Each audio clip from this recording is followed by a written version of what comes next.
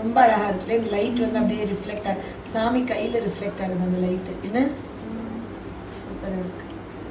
சாமி சாமி அங்க பத்தியா அந்த பிள்ளையார் சாமி பாரு, அங்க வந்து இந்த பிள்ளையார் சாமி, அங்க ஒரு பிள்ளையார் சாமி, இங்க மாதா, அங்க அங்க அங்க அங்க அங்க பாரு. இதை எடுத்துருவோமா? பத்தியா புத்தா பத்தியா செல்ல தங்கத்துக்கு எடுத்துட்டியா?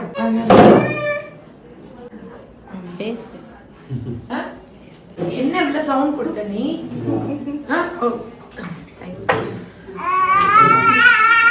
நன்றி நன்றி நன்றி, தேங்க்யூ. இது என்ன ஃபார்மாலிட்டி இதெல்லாம்? இருந்தாலும் உங்களால தானே. எத்தனை வருஷம் கழிச்சு? 4 வருஷம். 4 வருஷம் கழிச்சா? 4 வருஷம் கழிச்சு முருகனே வந்து பிறந்திருக்கானா? ரொம்ப தேங்க்யூ. ஆனா எதுக்கு இந்த ஃபார்மாலிட்டி? இருக்கட்டும், எங்களால முடிஞ்சதை நாங்க பண்ணோம்ல, உங்களால முடிஞ்சதை பண்ணிட்டு எங்களால முடிஞ்சதை நாங்க பண்ணோம்ல.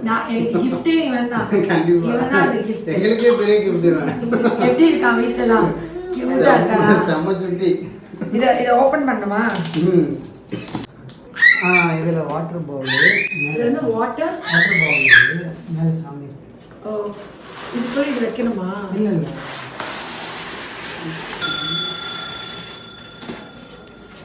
இது வாட்டர் பம்ப். இது கீழே போடுங்க. இதுக்குள்ள வாட்டர் பம்ப்.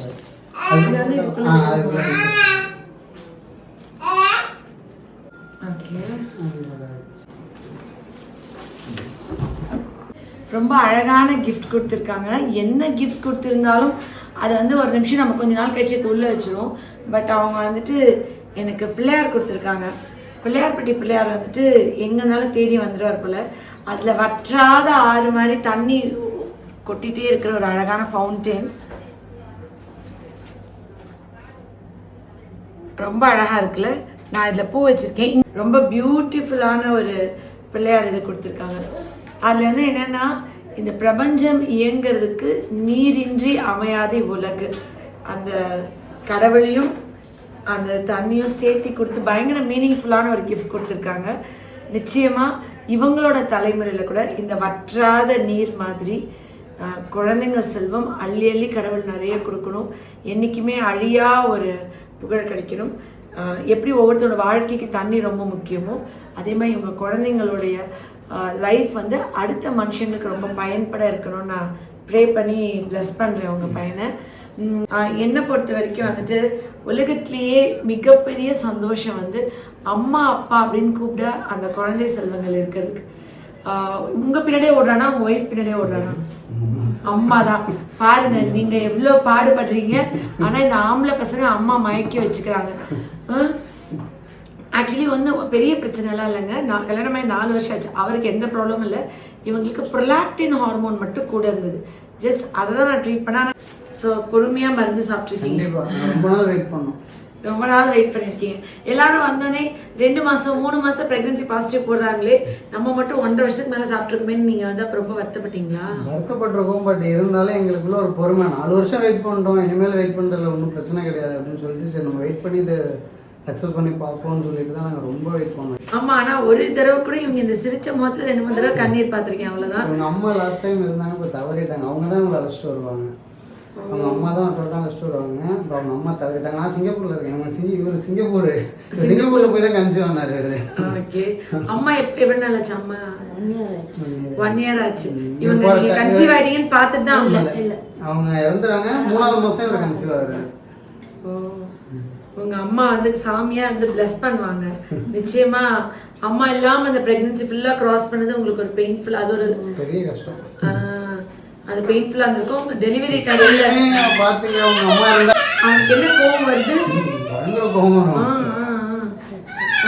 பசிக்குது அவனுக்கு. இந்த இந்த இந்த இந்த அந்த பூ கொடுங்க. இந்த okay. I love you. I love you. Okay. So அம்மா இல்லாமல் அந்த டெலிவரி டேபிளில் தனியாக படுக்கிறது எவ்வளோ பெயின்ஃபுல்லாக இருக்கும். கண்டிப்பாக. எனக்கும் அந்த டயத்தில் டியூட்டியை விட்டுட்டு எனக்கு அங்கே ஜாப் நான் முக்கியமான மீட்டிங் எனக்கு இருந்தது, அதனால் வர முடியல. இவங்க ஆப்ரேஷன் தியேட்டரில் இருக்காங்க, அவங்க நார்மல் பண்ண முடியாதுன்னு சொல்லிட்டாங்க. ஆப்ரேஷன் தியேட்டர் பரவாயில்லடா. தம்பி 3.5 kg மயக்க மருந்து கொடுத்துருவாங்க, நம்மளுக்கு ஒன்றும் தெரியாது, நம்ம பாட்டுக்கு குழந்தை பெற்றலாம். எனக்குலாம் நார்மல் டெலிவரி. என் பக்கத்து டேபிள்லாம் அம்மா அம்மா நடுறாங்க, பக்கத்தில் அம்மாலாம் கை பிடிச்சிருக்காங்க. நான் என்னோட 2 குழந்தைங்களுக்கும் நான் பிரசவத்துக்கு படுத்திருக்கும் போது நான் அம்மான்ட்டே அழுகவே இல்லைன்னா, அம்மான்னு கூப்பிட்டா அம்மா இல்லைல்ல பக்கத்தில், என் அம்மாலாம் வரவே இல்லை. என் டெலிவரி 2 டெலிவரிக்குமே வரல. நான் வந்து அப்படியே ஓம் சக்தி ஓம் சக்தி ஓம் சக்தி, அப்புறம் முருகா முருகா முருகா முருகா, இருக்கிற எல்லா சாமியும் கடவுள் தான் தனன்னு சொல்லி ப்ரேயர் பண்ணிட்டே அமைதியாக படுத்துருந்தேன். அது எவ்வளோ பெயின்ஃபுல்லாக இருக்கும், எத்தனை வருஷம் ஆனாலும் அந்த வலி எப்படி ஆறாமல் இருக்கும், அது எப்படி ஒரு வடுவாக இருக்கும், அது எவ்வளோ ஒரு பெயின்ஃபுல்லாக இருக்கும்னு எனக்கு தெரியும். நிச்சயமா உங்களுக்கு அம்மா உயிரோட இல்லை, இருந்தும் இல்லை எனக்கு அந்த மாதிரி தான். பட் அது உங்களுக்கு எவ்வளோ சிரமமாக இருந்திருக்கும்ல, அம்மா இல்லாமல். அந்த என்னோட பிளட் ரிலேஷன் என்னோட சைடில் யாருமே இல்லை. அவங்க தான் ரொம்ப எங்களுக்கு ஆசைப்பட்டாங்க எங்களுக்கு. ஏன்னா இவங்க தங்கச்சிக்கெல்லாம் குழந்தை பிறந்துச்சு, எங்களுக்கு 4 இயர்ஸா 4 இயர்ஸா குழந்தை இல்லைன்னு சொல்லி ரொம்ப ஃபீல் பண்ணியிருந்தாங்க. அவங்க இருந்தாங்கன்னா அம்மா வந்து கடவுள்கிட்ட போய் நேர்ல போய் சண்டை போட்டு வர வாங்கி உனக்கு கொடுத்துருக்காங்க அப்படின்னு நினைச்சுக்கூடா. அம்மா சாமிகிட்ட போய் என் ஒண்ணுக்கு நீ ஏன் குழந்தை கொடுக்காம இருக்க கூட, நாங்க போய் சண்டை போட்டு அந்த குழந்தைய உனக்கு வாங்கி கொடுத்துருக்காங்க. நீ அப்படிதான் நினைச்சுக்கணும். நிச்சயமா இந்த பிள்ளையார் வந்துட்டு எப்பயுமே என் பக்கத்துல இருக்கும். எப்பயுமே வந்துட்டு இது இருக்கும்போது நான் உங்களை நினைச்சிட்டே இருப்பேன். இது எப்பயுமே இந்த தண்ணி இங்க இருந்துட்டே இருக்கும், நான் இந்த இடத்துல வச்சிருப்பேன். நீங்க எப்பயுமே இதை பார்க்கலாம். என்னோட டேபிள்ல இது இருக்கும். சாமியெல்லாம் நான் மோஸ்ட்லி எடுக்கவே மாட்டேன் என்னோட டேபிள்ல இருந்து. அது எப்பயுமே நான் வச்சிருப்பேன். சரிங்களா? ஓகே, உங்களோட தேங்க்யூ சொல்லாய் தம்பி. என்ன உங்களோட ஒரு அக்காவா நினைச்சுக்கோங்க. என்னைக்குமே என்னோட அன்பு ஆசீர்வாதம் உங்க எல்லாருக்குமே இருக்கும். குழந்தை இல்லைன்னு கவலையோட கண்ணீரோட இந்த உலகத்துல யார் எந்த முறையில் ப்ரேயர் பண்ணிட்டு இருந்தாலும் கடவுள் அவங்களுக்கு குழந்தை செல்வத்தை பிளஸ் பண்ணணும்னு நான் ப்ரேயர் பண்ணி வாழ்த்துறேன். என்ன தகுதி இருக்கு இறைவா எனக்கு தெரியல, என் மூலியமா இத்தனாயிரம் குழந்தைங்களை கடவுள் பிளஸ் பண்றாரு. இத்தனாயிரம் பேரோட நம்பிக்கை அந்த குடும்பத்துல ஒரு உயிர் ஒரு வாரிசை உருவாக்குற சக்தி எனக்கு கொடுத்துருக்காரு. நம்மலாம் ப்ராமிஸ் பண்ணோம், இவன் வளர்ந்து வரும்போது இவனுக்கு நல்ல உணவு, நல்ல சுகாதாரமான காத்து, நல்ல ஒரு சூழல், ஆரோக்கியம் எல்லாத்தையும் நம்ம உருவாக்கி வச்சுட்டு போவோம். அவங்கவுங்களால முடிஞ்சது ஒரு 4 மரம் நடுறது தான், ஒரு 5 மரம் நடுறது தான். முன்னாடி சொல்லிட்டே இருப்பேன், இப்போ எந்த வீடியோல சொல்ல, இப்போ இன்னைக்கு சொல்றேன். அவங்கவுங்க பையன் பேருக்கு ஒவ்வொரு குடும்பத்துக்கு 2 மரம், எனக்கு 2 மரம், என் பையனுக்கு 2 மரம், என் பொண்ணுக்கு 2 மரம், என் வீட்டுக்காருக்கு 2 மரம், 2 மரம் மட்டும் நட்டு வச்சுட்டு போங்க. அது வந்து ஒரு பெரிய காடா மாறும் நாளை பின்ன. நமக்கு என்ன யூஸ், அது நம்மளுக்கு வரப்போதான்னு நினைக்காதீங்க, நம்ம பேர பிள்ளைகள் கூட அது வரும்.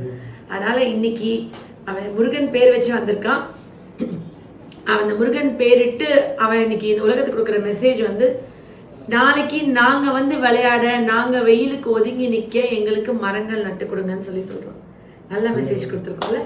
நிச்சயமா பிள்ளையாரப்பா எல்லாருடைய மனசுக்குள்ளேயும் போய் நீங்க வந்து நல்லா சொல்லி மரம் நடுங்க. காடுகள்ல விலங்குகளுக்கு எல்லாத்துக்கும் வந்து மரங்கள் வேணும்னு நீங்க வந்துட்டு இன்சிஸ்ட் பண்ணுங்க. Love you all. நன்றி.